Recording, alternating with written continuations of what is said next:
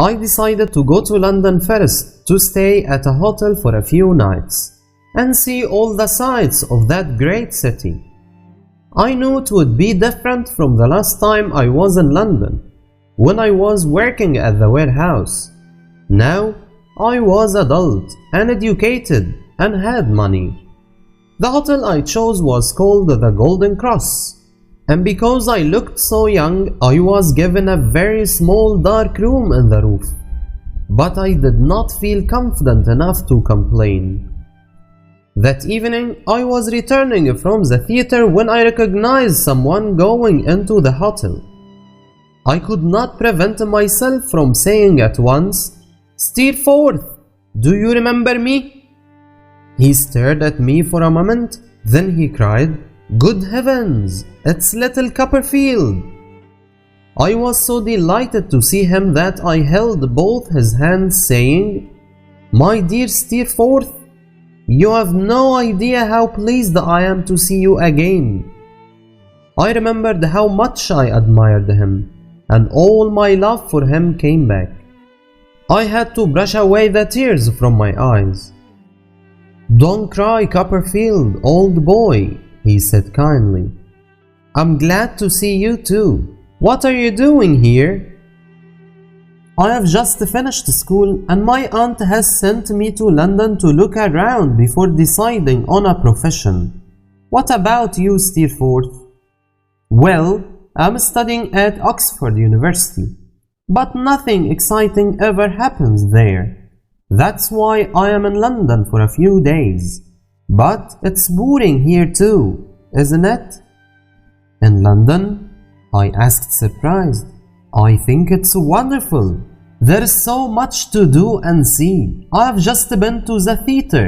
The actors were excellent. And David, laughed Steerforth. "It does me good to see your fresh, innocent face so full of excitement. Now, let me see, which room are you staying in?" "Number 44. It's rather high up," I confessed, blushing. "They have put you in number 44? I'll soon change that." And when Steerforth complained to the manager, I was immediately given a large, airy, comfortable room on the first floor, next to his. That night, as I fell asleep, I thought happily of the next few days which Steerforth and I were planning to spend together. A week passed very quickly, with visits to the theater, the museums, and the zoo. We went sightseeing, riding, swimming, and boating. Steerforth was the perfect companion to have, and I admired him even more than before. In fact, I loved him with all my heart. One day I said to him, "You know, Steerforth, I really must go and visit my mother's old servant Peggotty. She was very good to me when I was a child." "Yes, David, I remember you told me. She lives in Yarmouth now, doesn't she? Why don't we go there together?" "Oh yes, Steerforth. You'd enjoy meeting her brother and all the family. They are very kind, good people." "Even if they are only working people," said Steerforth. I looked quickly at him to see what he meant, but he was smiling at me, so I knew he was joking, and I smiled too. We traveled to Yarmouth by coach, and when we arrived, Steerforth stayed at the hotel while I went to Barkey's house to find Peggotty. When I knocked at the door, Peggotty opened it and didn't recognize me for a moment. I had continued to write to her regularly, but we had not seen each other for 7 years, and I was no longer the small boy she remembered.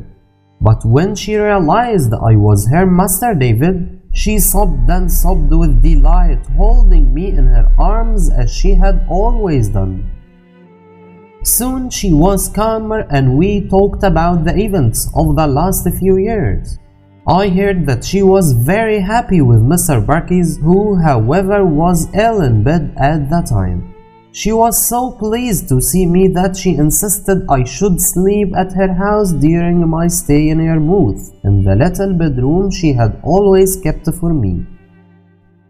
The next day, I took Steerforth with me to visit Daniel Peggotty.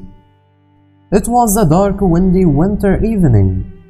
As we came closer to the old boat, we heard happy voices and laughter inside. I opened the door, and suddenly I was surrounded by Daniel, Ham, and Emily, all looking very surprised. "Look, it's Master David! Look how he has grown!" And for a moment, we were all shaking hands and talking and laughing at the same time. I didn't forget to introduce Steerforth. They welcomed him warmly as my best friend.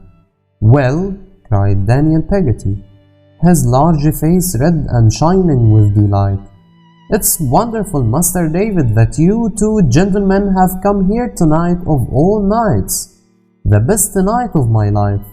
Because tonight, gentlemen, my little Emily," and he took Emily's small white hand in his rough red old and placed it on his heart, "has agreed to become Ham's wife."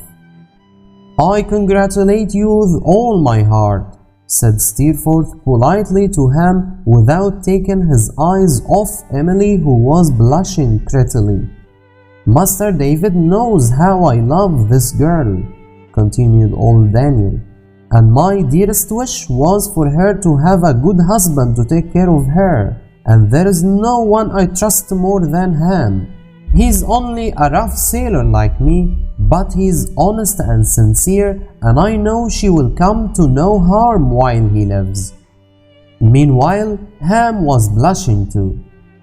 I didn't know what to say, unsure whether I still loved Emily and was therefore jealous of Ham, or whether I was glad they were going to be happy together. But Steerforth always knew the right thing to say, and with a few well-chosen words he made us all feel much more comfortable. We spent the rest of the evening very pleasantly, telling stories and singing songs, and it was midnight when Steerforth and I left the old boat. "Well," said Steerforth to me as we walked across the sand in the cold night air, "what a lovely girl, and what a coarse young man she's engaged to." I was shocked by these unexpectedly cold words, but when I turned to him and saw him smiling, I replied warmly, "Ah, Steerforth, you pretend to laugh at people who are poorer or less educated than yourself, but I have just seen you spend the whole evening with the Peggotty family making them happy. I know you understand and love them, and I admire you all the more for it." He stopped and looked at me, saying rather sadly, "David, you're serious, aren't you? I wish I were as good as you."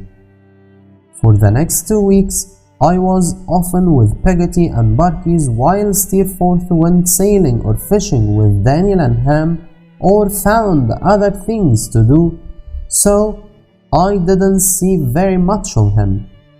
Finally, we decided to return to London.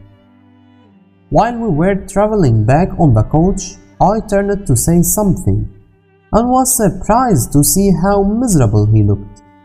"Oh, David," he said unhappily, "I wish I could control myself better. I hate myself sometimes."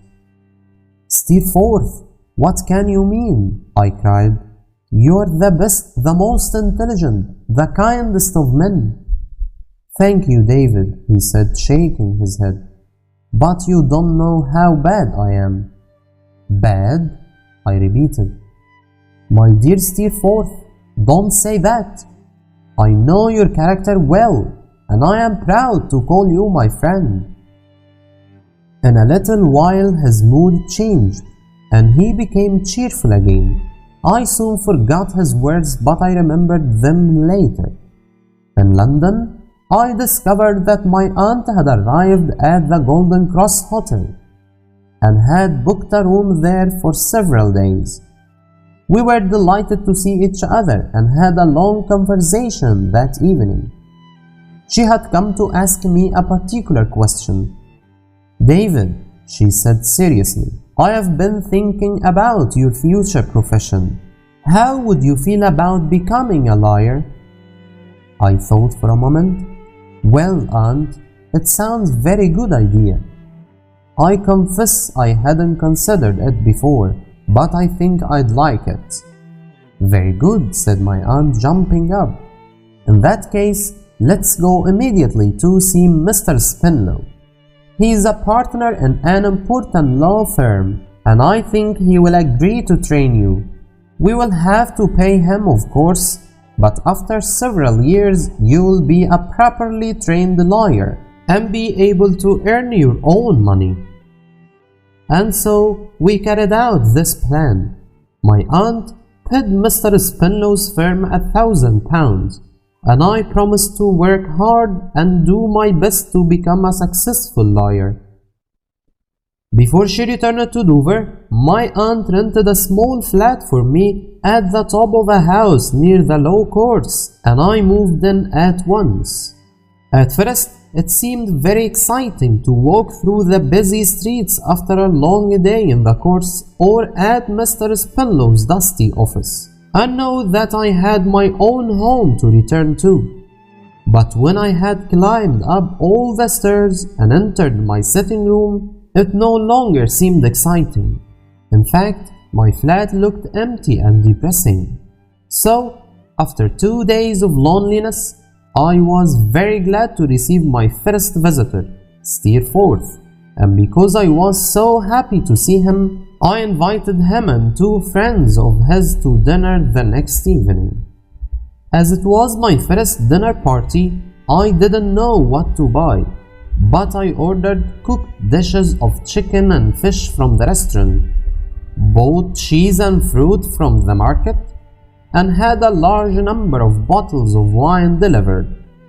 I was quite frightened by how much money I had spent, but when Steerforth and his friends arrived, I soon became more cheerful. The party was a great success, and we all enjoyed ourselves very much. We ate and drank and smoked and drank again. I was constantly opening bottles of wine and became unusually talkative. I began to feel rather strange, and when I caught sight of myself in a mirror, I seemed very pale.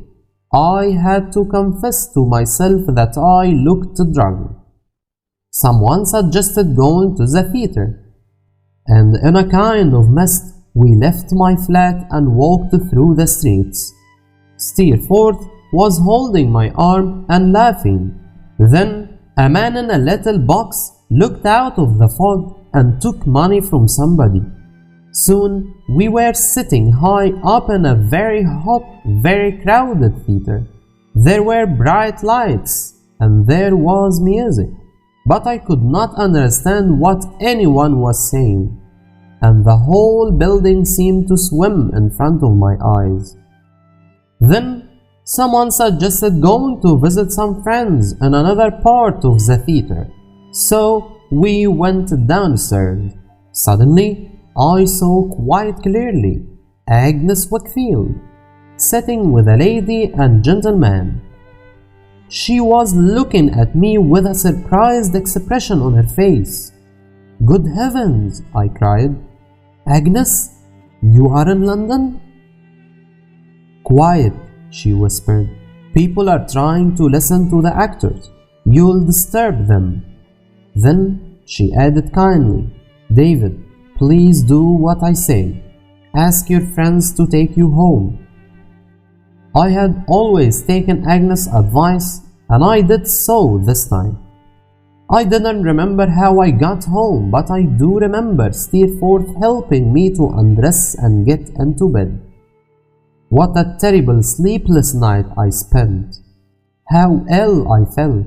How dry my mouth was! But the next morning I felt even worse. I was so miserable and ashamed that I had been so stupid, and that Agnes had seen me drunk. I could not even apologize to her because I didn't know where she was staying in London. I spent the whole day with my head in my hands in my dirty, smoky room, surrounded by empty wine bottles. But the next day, a note was delivered to my flat. It was from Agnes, asking me to visit her at the house where she was staying. I went straight there after my day's work at the office. She looked so quiet and good and reminded me so much of my happy school days in Canterbury that I could not help crying. "I'm so sorry, Agnes, that you saw me like that. I wish I were dead. David, don't be unhappy," she said cheerfully. "You know you can trust me and I'll always be your friend." I took her hand and kissed it. "Agnes, you're my good angel." She shook her head. "No, David, but if I were, I would warn you to stay away from your bad angel." "My dear Agnes, do you mean Steerforth?" "I do, David," she replied, looking firmly at me. "Agnes, you're wrong. He's my trusted friend. He helps me and guides me. It wasn't his fault that I got drunk, you know." "I wasn't thinking of that. I judge him from what you have told me about him and your character and his influence over you." Agnes spoke very seriously and her words were straight to my heart. "I'm certain I'm right. You have made a dangerous friend, David, because you're so trusting. Please remember what I say and forgive me for saying it." "I will, if you forgive me for getting drunk," Agnes agreed, smiling, and then said suddenly, "Have you seen Uriah Heep?" "No," I replied. "Is he in London? What's he doing here?" "I'm worried, David," answered Agnes with sadness in her beautiful eyes. "I think he's going to be Father's partner." I remembered Uriah Heep's oily smile and how uncomfortable he always used to make me feel. "What? That creature? He's so unpleasant. You must prevent your father from agreeing to it, Agnes." Agnes smiled miserably. "My poor father has no choice. You know how unhappy he has often been, and of course you have seen him drinking. You see, he loved my mother very much, and when she died, he didn't care so much about his work. That's when he started drinking. Uriah's very clever. He knows all this, and he has been very useful to father, doing all the work that father had forgotten or didn't want to do. Father really needs Uriah now to keep his business going.